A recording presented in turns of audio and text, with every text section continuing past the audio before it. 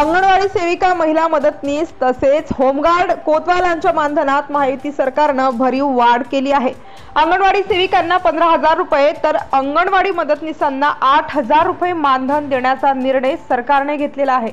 यामध्ये ज्या अंगणवाडी सेविका लाडकी बहीण योजनेचे अर्ज भरतील त्यांना प्रोत्साहन भत्ता देखील दिला जाणार आहे। याकरिता राज्यभर विशेष 4,860 शिक्षकांच्या पदांची निर्मितीही केली जाणार आहे। तर अंगणवाडी मदतनीसांना दरमहा 8,000 रुपये मानधन देण्याचा निर्णय झाला आहे। कोतवालांच्या मानधनात वाढ करून त्यांच्याकरिता कल्याणकारी योजना सुरू करण्याचा निर्णय घेण्यात आलेला आहे।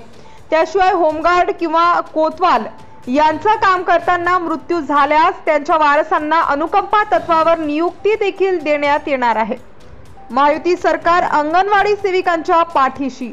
आपल्या परिसरातील ताज्या आणि महत्त्वाच्या बातम्या पाहण्यासाठी आजच आपल्या धुमाकूळ महाराष्ट्र न्यूजला YouTube वर सबस्क्राइब करा आणि बेल आयकॉन प्रेस करा।